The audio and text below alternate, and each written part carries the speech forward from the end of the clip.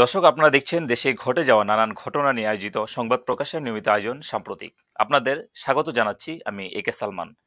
আজকে আমরা কথা বলবো দেশে ঘটে যাওয়া সবচেয়ে আলোচিত ঘটনা, জ্বালানি তেল, কেরোসিন এবং ডিজেলের দাম বৃদ্ধি নিয়ে, যার প্রভাবে একযোগে সারা দেশে গত 3 দিন যাবৎ পরিবহন ধর্মঘটের পর আজকে থেকে বাস ভাড়া বাড়িয়ে রাজধানী সহ সারা দেশে পরিবহন চলাচল শুরু করেছে। বারবার পরিবহনের এমন ভাড়া বৃদ্ধিতে ক্ষতিগ্রস্ত হচ্ছে সাধারণ যাত্রীরা। এ বিষয় নিয়ে কথা বলতে আজকে আমাদের সাথে উপস্থিত আছেন যাত্রী কল্যাণ সমিতির মহাসচিব মোজাম্মেল হক চৌধুরী। আপনাকে স্বাগত জানাচ্ছি সংবাদ প্রকাশের নিয়মিত আয়োজন সাম্প্রতিকে। প্রথমে আমরা আজকে কয়েকজন যাত্রীর প্রতিক্রিয়া দেখে আসব। তারপর আগে তো মাল যে কোনো সময় নিয়ে যাওয়া লাগতো, এখন তো ডবল ভাড়া দিয়ে বিভিন্ন জায়গায় পাঠান লাগে মালটাল। সরকার তো বলছে সামান্য বাড়ছে, কিন্তু ড্রাইভাররা হেল্পাররা তো পর্যাপ্ত পরিমাণে টাকা নিচ্ছে। ডিজেলের দাম, কেরোসিন দাম বাড়ানোর পরে সব পরিবহনে আপনারা মানে ইয়া পড়ছে আর কি, এটা মানে এটা প্রভাব পড়ছে আর কি। যার ফলে এখন ধরেন বাস ভাড়া বেশি। শুধু এটা না, শুধু এটার দাম, তেলের দাম, ইয়ার দাম বাড়াতে সব জিনিসের দাম বেড়ে গেছে গা। তো এখন এই সরকার বলতেছে এত উন্নয়ন করতে, এত সরকার এই ডিজেলের দাম কেন বাড়াইলো, মানুষের পাবলিক কেন ছড়াই দিল? সরকার যদি এতই উন্নয়ন করা থাকে, এত প্রবৃদ্ধি বাইরে থাকে, তাহলে পাবলিকের কেন মানে এত কষ্ট? হঠাৎ করে বাড়ানো উচিত নেই, এবার বাড়ানো উচিত নেই, কারণ মানুষের মধ্যে একটা দুর্ভোগ, সব জিনিস দাম বেড়ে গেছে গা। মানে এটার এর প্রেক্ষিতে একটা লিঙ্ক, সব জিনিস দাম বেড়ে গেছে গা। তেলের দাম বাড়তে, সবটার দাম বাড়তে, এরপর আমরা মনে করেন যে চলতে গিয়ে অনেক কষ্ট। হঠাৎ করে আসলে তেলের দাম বৃদ্ধির কারণে আমাদের সবকিছু পণ্যের দাম বৃদ্ধি হয়ে গেছে। দেখা যাচ্ছে যে কোনো আমরা যাত্রীবাহী বাসগুলোতে যখন আমরা উঠতেছি, তো আসলে সব সময় প্রতিটা বাসেই কথা কাটাকাটি বা গ্যাঞ্জাম হচ্ছে যে ভাড়া নিয়ে কথা হচ্ছে। আপনার দেখা যাচ্ছে 10 টাকার ভাড়া চাই 20 টাকা। সরকার হয়তো একটা বাজেট দিচ্ছে, তার উপরও তারা বেশি দাবি করে, এগুলো নিয়ে অনেক গ্যাঞ্জাম হচ্ছে। হঠাৎ করে তেলের দাম বৃদ্ধির ফলে অনেক পণ্যের দাম বেড়ে গেছে। মানুষের আয়ের ইনকাম সোর্স কম, বাট দেখা যায় দ্রব্যের মাল প্রতিদিন নিয়ত বেড়েই চলছে। তো মানুষের আয়ের উৎস না থাকলে কিভাবে কি মানুষের দ্রব্যের মূল্য এত যদি বেড়ে যায়, সেক্ষেত্রে মানুষের তো চলাটাই মুশকিল হয়ে যায়। তেলের দামটা তো অনেক বেড়ে যাচ্ছে দিন দিন। শুধু তেলের দাম না, প্রতিদিন নিত্য দ্রব্য জিনিসের দাম প্রতিদিন বেড়েই চলছে। এভাবে এটা তো মানুষের জীবনের উপরে একটা চাপ সৃষ্টি করা। আগে যেখানে আমাদের 10 টাকা ভাড়া ছিল একটা চেক, ওইখানে এখন ভাড়াটা 15 টাকা করা হয়েছে। যেখানে 20 টাকা ছিল, 30 টাকা করা হয়েছে। এখন যেখানে ভাড়া বাড়ানোর কথা ছিল আপনার কিলোমিটারে 1 টাকা 70 পয়সা, সেখানে 50% ভাড়া বাড়াই দিচ্ছে, যেটা আমরা স্টুডেন্ট, আমাদের কাছে তো এখন ভাড়াটা একটা ব্যয়বহুল হয়ে যাইতেছে। জনগণের মতামত নেওয়া উচিত ছিল, যেহেতু তারা একটা মানে আমাদের কাছে কোনো মতামত না নিয়ে নিজস্ব একটা দায়ভার আমাদের উপর চাপাই দেওয়া হয়েছে, এটা আমাদের অযৌক্তিক মনে হয় আমার কাছে। করোনাকালীন যে দুরবস্থা বাংলাদেশ গোটা বিশ্বে চলছে, সেই অবস্থাতে হঠাৎ করে এরকম একটা তেলের দাম সরকার বাড়াইতে পারত, কিন্তু সেই ক্ষেত্রে হয়তো বা 5% বা সর্বোচ্চ 10% করে যাতে, কারণ এই যে ডিজেল, বাংলাদেশের যে ডিজেলটা, বিশেষ করে কেরোসিনটা অত ব্যবহৃত হয় না, কিন্তু ডিজেলটা অল বাংলাদেশে, বিশেষ করে এখন শীতের মৌসুমে কৃষি যে ইরি ধানটা আসছে, এটার কিন্তু মূল উৎস, আমাদের যে মূল জ্বালানি শক্তি, সেটা হচ্ছে এই ডিজেল। হঠাৎ করে এটা দেওয়ার পরে ধরেন ওখানে আপনার ব্যয়ভার বহন বাইরে যাবে, সেই ক্ষেত্রে এই সব কিছু আসলে জনগণের উপরে এসে পড়বে। জনাব মোজাম্মেল হক চৌধুরী, আমরা এতক্ষণ আজকে প্রথম দিনে যে বাস বাড়ানো হয়েছে সেই যাত্রীদের প্রতিক্রিয়া দেখছিলাম। তারা বলছিলেন যে আজকে প্রথম দিনেই প্রায় বাস ভাড়া যেখানে 23% বাড়ানোর কথা ছিল, সেখানে আজকে প্রায় 50%, অর্থাৎ অর্ধেক বাড়ানো হয়েছে। এই বিষয় নিয়ে আজকে আপনার থেকে আমি প্রথমে জানতে চাইবো। আমরা দেখেছি মাঝে 7 বছর সরকার তেলের বিক্রি টাকা থেকে প্রায় 40,000 কোটি টাকা লাভ করেছে, আর এখন 5 মাস মাত্র লোকসান হতেই কোনো আলোচনা ছাড়াই হুট করে তেলের দামটা বৃদ্ধি করে দিয়েছে। এটাকে আপনি কিভাবে দেখছেন? ধন্যবাদ আপনাকে। আপনি একটা গুরুত্বপূর্ণ বিষয়ের অবতারণা করেছেন, যেটা নিয়ে এখন সারা দেশব্যাপী তোলপাড় হচ্ছে। এবং আপনি জানেন, তেলের মূল্য বৃদ্ধিকে কেন্দ্র করে আমাদের তথাকথিত পরিবহন মালিক শ্রমিক ভাইয়েরা ধর্মঘটের নামে বেশ কয়েকদিন দেশ একেবারে স্তব্ধ করে রেখেছিল। আমরা যে বিষয়টি লক্ষ্য করেছিলাম, তারা পরিবহন খাতকে বন্ধ করে দিয়ে এই যে জ্বালানির মূল্য বৃদ্ধি পেল, এটাকে কেন্দ্র করে তারা পরিবহনকে বন্ধ করে দিয়ে তারা চেয়েছিলেন যে পরিমাণ তেলের মূল্য বৃদ্ধি পেয়েছে তার চেয়ে একটু বাড়তি সুবিধা আদায় করে নেবেন। আমরা গতকাল ভাড়া বৃদ্ধির মধ্য দিয়ে এই চিত্রটি প্রতিফলন হতে দেখেছি। আমাদের মাননীয় সড়ক পরিবহন মন্ত্রী তেলের মূল্য বৃদ্ধির পর বলেছিলেন তারা পচারের অজুহাতে তেলের দাম বৃদ্ধি করেছেন এবং তেলের দাম অস্বাভাবিকভাবে বৃদ্ধি পেলেও গণপরিবহন ভাড়া সেভাবে বাড়বে না, গণপরিবহন ভাড়া সহনীয় মাত্রায় রাখা হবে, এমনটি আশ্বাস মাননীয় মন্ত্রী আমাদেরকে দিয়েছিলেন। আমরা আশ্বস্ত হয়েছিলাম, আমরা মনে করেছিলাম সরকার জনগণের কথা ভাববেন এবং একটা সহনীয় মাত্রার ভাড়া নির্ধারণ করবেন। দেশের এই ক্রান্তির কালে চরম এক দুঃসময় জনগণ পার করছে, এই সময় অতিরিক্ত ভাড়ার বোঝা জনগণের কাঁধে চাপিয়ে দেওয়া হবে না, এমনকি আমরা আশ্বাস পেয়েছিলাম, আমরা বিশ্বাস করেছিলাম।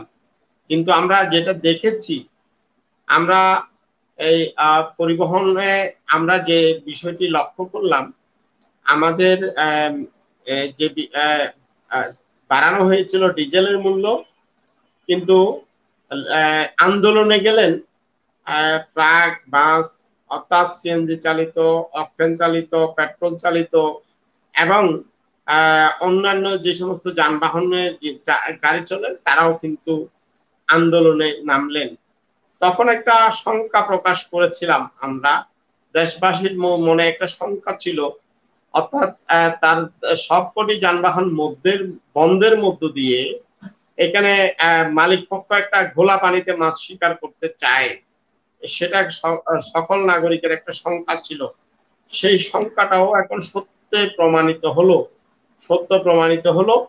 আমরা দেখলাম বাসের ভাড়া, লঞ্চের ভাড়া এমন ভাবে বাড়ানো হলো, আমাদের আশেপাশের দেশের চেয়ে বাংলাদেশে যদি গুগলে যদি আমাদের গিনিস বুকের রেকর্ড করতে হয় তাহলে কিন্তু আমাদের দেশের ভাড়ায় সর্বোচ্চ। সুতরাং আমি মনে করি এটা যাত্রী সাধারণের সাথে প্রতারণা করা হচ্ছে, এটা জুলুম করা হচ্ছে এবং অন্যায্যভাবে এই ভাড়াটা আমাদের কাঁধে জোর করে চাপিয়ে দেওয়া হচ্ছে। সুতরাং আমি সরকারের যারা সংশ্লিষ্ট আছেন এবং মালিক সমিতির যারা নেতৃবৃন্দ আছেন তাদের কাছে আপনার মাধ্যমে অনুরোধ করব, তারা যাতে এই বর্ধিত ভাড়া প্রত্যাহার করে একটি বাস্তবসম্মত, বিশ্বাসযোগ্য এবং ন্যায় নিষ্ঠাবান একটা ভাড়া তৈরি করেন এবং এটা বাস্তবায়নের উদ্যোগ গ্রহণ করেন। আজকে আমরা যে বিষয়টা লক্ষ্য বাসে বাড়ানো রাজ্যে শুরু হয়েছে এবং সরকারের তরফ থেকে শুধুমাত্র ডিজেল চালিত বাসের ভাড়া বৃদ্ধির কথা বলা হলেও সিএনজি চালিত অটোরিকশা, ব্যাটারি চালিত রিক্সা, এমনকি যে যানবাহনে কোনো লাগে না, জ্বালানি লাগে না, রিক্সা, সেই রিক্সার ভাড়াও কিন্তু বেড়ে গেছে। সাথে সাথে আমরা লক্ষ্য করছি অন্যান্য ফুয়েলে যে সমস্ত যানবাহন চলে তাদের ভাড়াও কিন্তু বেড়ে গেছে। কিন্তু সরকারের তরফ থেকে বলা হয়েছে শুধুমাত্র ডিজেল চালিত বাসের ভাড়া বাড়বে। আর একটা অনৈতিক সুবিধা আমরা এই যে দেখতে পাচ্ছি মালিক ভাইয়েরা নিয়ে নিয়েছেন, সেটা হলো ঢাকা এবং চট্টগ্রাম মহানগরীতে গত 2015 সালে যখন সিএনজি গ্যাসের মূল্য বৃদ্ধি পেল তখন কিন্তু ভাড়া বাড়ানো হয়েছিল। সেই সিএনজি গ্যাসের মূল্য বৃদ্ধির পরে বাড়ানো ভাড়ার উপর আবার যখন তেলের মূল্য বৃদ্ধি পেল ওই ভাড়ার উপর আবার ভাড়া বাড়ানো হয়েছে। একদিকে সরকার অনৈতিকভাবে গণশুনানি বেঁধে রেখে তেলের মূল্য বৃদ্ধি করলো, ঠিক একই পথ অনুসরণ করে আমাদের মালিক ভাইয়েরা সরকারকে জিম্মি করে, জনগণকে জিম্মি করে অনেকটা চিন্তায় আকারে তারা চিন্তাইকারীর মতো বর্ধিত ভাড়াটা লুটে নিল। আমি মনে করি এটা সাধারণ জনগণের সাথে প্রতারণা করা হচ্ছে, জুলুম করা হচ্ছে। এই ধরনের জুলুম অনতিবিলম্বে বন্ধ হওয়া উচিত। আজকে সকাল থেকে সারা দেশে অতিরিক্ত ভাড়া আদায়ের নামে নৈরাজ্য শুরু হয়েছে। বাসে বাসে হাতাহাতি মারামারির ঘটনা ঘটছে, ইচ্ছে মতো ভাড়া আদায় করা হচ্ছে। এবং এই নৈরাজ্য থামানোর জন্য কোনো বাসে আমরা ভাড়ার তালিকা দেখিনি। এই নৈরাজ্য থামানোর জন্য আইন শৃঙ্খলা রক্ষাকারী বাহিনী অথবা বিআরটিএ নির্বাহী ম্যাজিস্ট্রেট, জেলা প্রশাসনের কোনো তৎপরতা আমরা সারা বাংলাদেশে লক্ষ্য করিনি। সুতরাং আমরা মনে করি আমাদের যাত্রী সাধারণকে অনেকটা হায়নার মুখে তুলে দেওয়ার মতো ঘটনা ঘটছে। এখান থেকে আমাদের উত্তরণ ঘটানো উচিত এবং এই যে চলমান নৈরাজ্য, এই নৈরাজ্য থামানো না গেলে যে কোনো ধরনের অনাকাঙ্ক্ষিত পরিস্থিতির মুখোমুখি আমরা হতে পারি। সে বিষয়টি সরকারকে অনুধাবন করতে হবে এবং সে ব্যাপারে ব্যবস্থা নিতে হবে।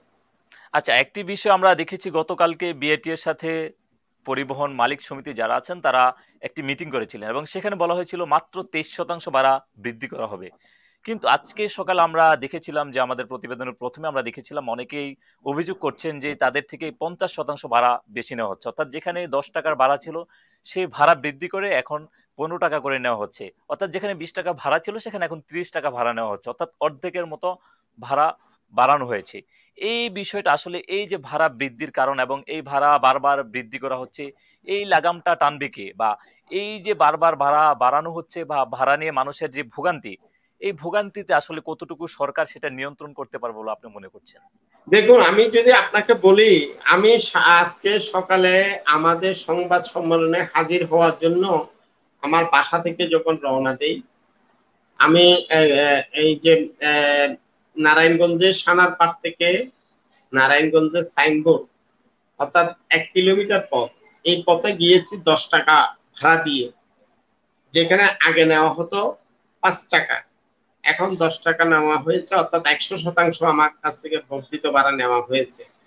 এবং আমি যখন সাইনবোর্ড থেকে পল্টনের উদ্দেশ্যে অন্য একটা বাসে চাপলাম, যেখানে আমার 9 কিলোমিটারের দূরত্ব, এখানে আমার ভাড়া হবার কথা ছিল 28 টাকা কাছাকাছি, অর্থাৎ 27 টাকা প্লাস 28 টাকার কাছাকাছি। সেই জায়গায় আমার কাছ থেকে ভাড়া নেওয়া হয়েছে 40 টাকা।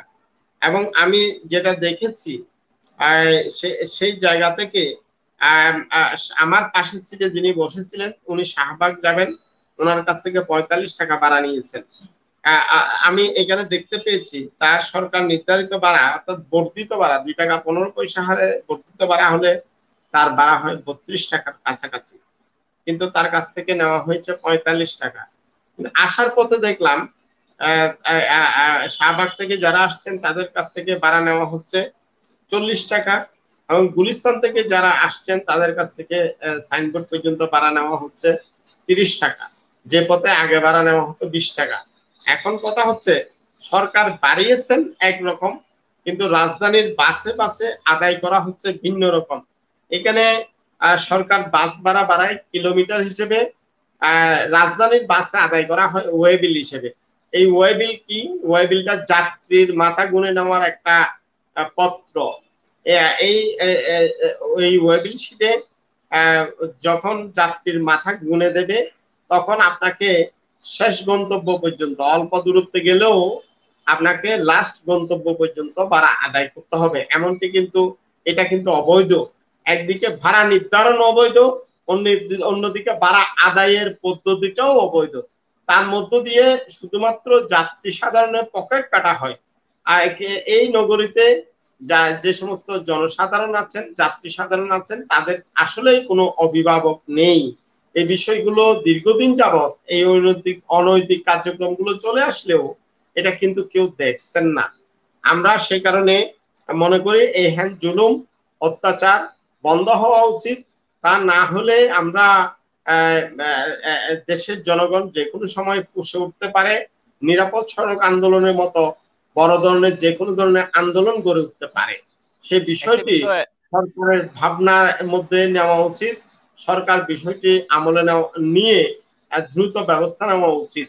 এখন একটি বিষয় আপনি বলছিলেন যে বিষয়টা হচ্ছে ওয়েবিলের বিষয়টা, আপনি বলছিলেন যে ওয়েবিল এ নিয়ে আমরা দেখেছি সংবাদ মাধ্যমে বিভিন্নভাবে সংবাদ প্রচার হয়েছিল এই যে অয় বিলের বিরুদ্ধে, এবং যাত্রীরা অভিযোগ করছিল বারবার এই অয় বিলের কারণে অনেক যাত্রী ভোগান্তির শিকার হতে হচ্ছে।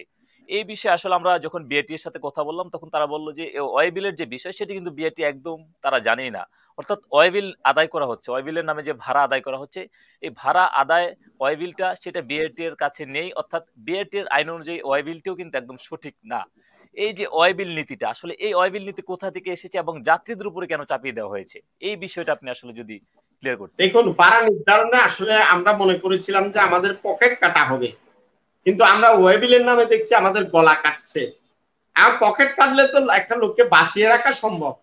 এখন আপনি যদি লোকটার গলায় কেটে ফেলেন, আপনি করবেন কি? এই লোকটাকে বাঁচিয়ে না রাখেন তাহলে যাত্রী সংখ্যা কমবে, ফলে ব্যবসা লাভবান হওয়ার জন্য আপনি বাস নামালেন, আপনি আরো বেশি ক্ষতির সম্মুখীন হবেন। হয়তো এই রাজধানীতে বাসের চেয়ে যাত্রী সংখ্যা বেশি, সেই কারণে আমরা বিষয়টি অনুধাবন ওভাবে করতে পারছি না। কিন্তু আপনি একটা বিষয় লক্ষ্য রাখবেন, আমাদের অনেকেই কিন্তু বাস বিমুখ হচ্ছে। আমরা বেশিরভাগ রাস্তা অল্প দূরত্বে কিন্তু হেঁটে যাওয়ার চেষ্টা করছি অথবা বিকল্প যানবাহন ব্যবহার করার চেষ্টা করছি। তার মধ্য দিয়ে বাসগুলো কিন্তু ধীরে ধীরে জাদুঘরে চলে যাচ্ছে। আমরা ট্যাক্সি ক্যাবের ক্ষেত্রে এই চিত্রটা লক্ষ্য করেছি। আমরা ট্যাক্সি ক্যাবের যখন ঢাকঢোল পিটিয়ে 2012 সালে যখন ট্যাক্সি ক্যাব নামানো হচ্ছিল, তখন ট্যাক্সি ক্যাবের সর্বনিম্ন ভাড়া নির্ধারণ করা হয়েছিল 100 টাকা। আমরা বলেছিলাম আশেপাশের দেশে যেখানে ভারত, ভুটান, নেপাল, এই সমস্ত দেশে ওঠানামা 60 টাকা, 40 টাকা, 45 টাকা ভাড়া নির্ধারণ করা আছে, যেখানে প্রতি কিলোমিটারে 12 টাকা, 15 টাকা, 16 টাকা ভাড়া নির্ধারণ করা আছে, সেখানে কিন্তু বাংলাদেশে প্রতি কিলোমিটারে 40 টাকা ভাড়া নির্ধারণ করা হয়েছিল। আমরা বলেছিলাম তখন যে এই ট্যাক্সি ক্যাব একদিন জাদুঘরে চলে যাবে। আজকে আপনি ট্যাক্সি ক্যাব কিন্তু এই নগরীতে খুঁজে পান না, অথচ সরকারের শুল্ক ফাঁকি দিয়ে এখানে প্রায় 3000-এর বেশি ট্যাক্সি ক্যাব নামানো হয়েছিল। সে সময় আমাদের কথা কর্ণপাত করা হয়নি। আজকে এই কথাগুলো সত্য প্রমাণিত হলো। আমি এখন বলছি এক সময় বাসও জাদুঘরে চলে যাবে। হয়তো আজকে আমার কথা কর্ণপাত করা হচ্ছে না, হয়তো আপনি দেখবেন 2030 সালে অথবা 35 সালে এই বাসগুলো কিন্তু জাদুঘরে চলে যাবে। সুতরাং আমি মনে করি এখানে অতিরিক্ত ভাড়া চাপিয়ে দিলে হবে না। আপনি এই নগরীর বাসগুলোর চেহারা দেখেন, চিত্র দেখেন। এই একটা সিটে বসা যায় না, বসলে আপনাকে ছাড় পোকা কামড় দেয়, আপনার ধুলোবালি আপনাকে ঘিরে ধরে, আপনি পাশের জানালার কাঁচ ভাঙা, সামনের আসনের সাথে আপনার হাঁটু লেগে যায়, আপনি দুইজনের সিটে দুইজন কোনোভাবেই বসা যায় না, একজন বসলেও অপরজন বেরিয়ে পড়ে। এই যে নারকীয় পরিবেশ, এই নারকীয় পরিবেশ কি আমাদের ভাড়া নির্ধারণ যারা করেন তারা কি চোরে কোনোদিন দেখেছিলেন? আমি তাদের কাছে প্রশ্ন রাখতে চাই। আপনারা যদি বাসে না চড়েন, আমাদের দুর্ভোগগুলো আপনারা বুঝবেন কি করে? এবং আমাদের দুর্ভোগগুলো যদি আপনারা না বুঝেন, আপনারা আমাদের উপর জোর করে ভাড়া বাড়িয়ে চাপিয়ে দিলেন। এই চাপিয়ে দেওয়া ভাড়া নারকীয় পরিবেশের মধ্যে দেওয়া যায় না। সে কারণে আমরা আজকে সংবাদ সম্মেলন করে দেশের যাত্রী সাধারণের পক্ষ থেকে এই বর্ধিত ভাড়া প্রত্যাখ্যান করেছি এবং একটি ন্যায্য ও গ্রহণযোগ্য ভাড়া নির্ধারণের জন্য সরকারের হস্তক্ষেপ কামনা করেছি। আচ্ছা মুজাম্মেল সাহেব, আরেকটা বিষয় আমরা দেখেছি রাজধানী ঢাকাতে বিআরটির তথ্য মতে প্রায় 95% গ্যাস চালিত, অর্থাৎ গ্যাসে চলে বাস, এমন বাস চলছে। কিন্তু আমরা যখন দেখেছি যে তেলের দাম বৃদ্ধি করা হয়েছে, সেখানে মাত্র 5% বাস, যে বাসগুলো আছে সেগুলো তেলে চলছে। কিন্তু এই হঠাৎ করে তেলের দাম বৃদ্ধির ফলে যে সকল বাস বন্ধ করে দেওয়া হয়েছে, সেখানে কিন্তু আমরা 95% যে বাস সেটি দেখছি কিন্তু একেবারে তারা গ্যাসে চলছে। কিন্তু সেই জায়গার মধ্যে সকল বাস বন্ধ করার কারণ কি, বা এটা কি মনে করছেন আপনি?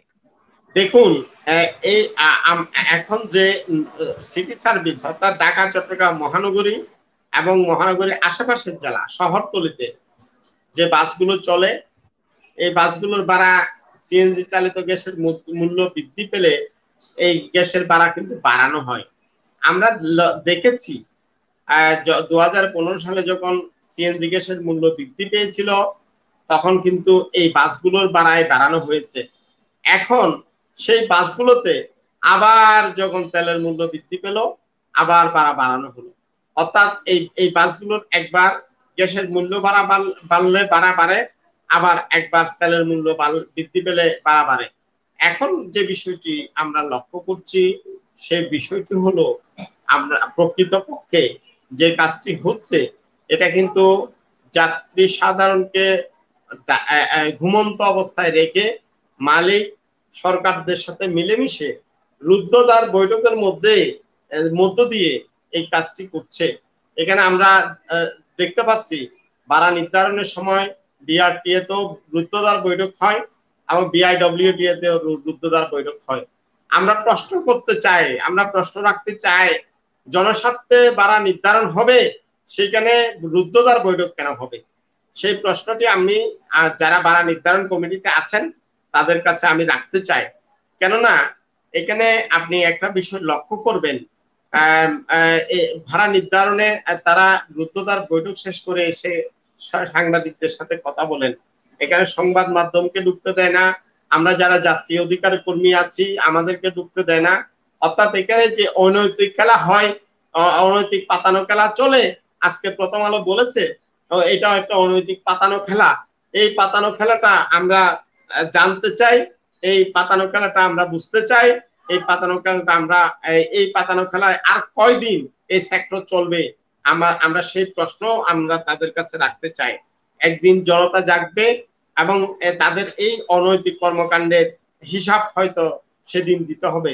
সেই দিনের আমরা অপেক্ষায় থাকলাম। আচ্ছা, আমরা দেখেছি যে বিআরটি এর সাথে পরিবহন মালিক সমিতি তারা বৈঠক করেছিলেন, কিন্তু সেখানে আপনাদের যাত্রী কল্যাণ সমিতি যারা আছেন তারাও সেখানে থাকার কথা বা জনগণের যে মতামত সেটির ভিত্তিতে কিন্তু ভাড়া নির্ধারণ করার কথা, কিন্তু আপনারা সেখানে ছিলেন কিনা বা যদি না থাকেন তাহলে কেন আপনাদেরকে ডাকা হয়নি? দেখুন, আমরা যখন তেলের মূল্য বৃদ্ধি পেল আমাদের মাননীয় সড়ক পরিবহনের সেতু মন্ত্রী বলেছিলেন সকল পক্ষের সাথে আলাপ আলোচনা করে ভাড়া বৃদ্ধি করা হবে। আমরা আশ্বস্ত হয়েছিলাম, কিন্তু ভাড়া বৃদ্ধির সময় আমরা লক্ষ্য করেছি এখানে সরকার মালিকদের সাথে একটা আঘাত করে এই ভাড়াটা অনৈতিকভাবে বাড়িয়ে দিয়েছে। এখানে যাত্রী সাধারণের মতামত নেওয়া বা তাদের অংশগ্রহণ বা তাদেরকে একটা বার্গেনিং এর সুযোগ দেওয়া সেই কাজটি করা হয়নি। তার মধ্য দিয়ে আমরা একচেটিয়া ভাড়া বেড়ে গেছে, যেটা যাত্রীদের কাছে জোরপূর্বক ছাপিয়ে দেওয়া হচ্ছে বলে আমরা অভিযোগ করছি। একটি বিষয় হচ্ছে আমরা দেখছি যে সবকিছুর দাম বৃদ্ধি পাচ্ছে, এর মধ্যে বাস ভাড়াও বেড়েছে, কিন্তু শহরে যারা বসবাস করছেন তাদের জীবন ধারণ আসলে অনেকটা কঠিন হয়ে পড়ছে। আসলে এই শহরে জীবনযাপন যারা করছেন তাদের যে অবস্থা অর্থাৎ দুরবস্থা চলছে, এই নিয়ে আপনাদের সমিতির পক্ষ থেকে কোনো পদক্ষেপ আছে কিনা বা আপনাদের পরিকল্পনা কি ভবিষ্যতে? দেখুন, আসলে যে অনিয়ম হচ্ছে এই অনিয়মের বিরুদ্ধে আমরা সবসময় সোচ্চার এবং প্রতিবাদী। আমরা বিষয়টি পর্যবেক্ষণ করছি এবং পর্যবেক্ষণ করে একটি আমরা পরবর্তী কর্মসূচি নির্ধারণ করব এবং যে সমস্ত অনিয়ম আমাদের সাথে, যে সমস্ত জুলুম আমাদের সাথে হচ্ছে, যাত্রী সাধারণের সাথে হচ্ছে, এটা আমরা তুলে ধরার মধ্য দিয়ে একটা প্রতিবাদ প্রতিরোধের আমরা কর্মসূচি নিয়ে মাঠে নামছি। ধন্যবাদ। দর্শক, এতক্ষণ আমরা কথা বলছিলাম যাত্রী কল্যাণ সমিতির মহাসচিব মুজাম্মেল হক চৌধুরী, তার সাথে আমরা কথা বলছিলাম এবং দেশের যে সর্বশেষ পরিস্থিতি এবং বাস ভাড়া বাড়ানোর যে প্রতিবাদে সারা দেশের মধ্যে যাত্রী কল্যাণ পরিষদ সবসময় ভূমিকা পালন করে আমরা তার সাথে কথা বলছিলাম এবং আমরা সর্বশেষ কথা বলছিলাম যে ভাড়া বৃদ্ধি করা হয়েছে, সেই ভাড়া বৃদ্ধি নিয়ে কথা বলছিলাম এবং আপনারা এতক্ষণ দেখছিলেন সংবাদ প্রকাশ নিয়মিত আয়োজন সাম্প্রতিকে এবং আপনাদের সাথে যুক্ত ছিলাম আমি একে সালমান।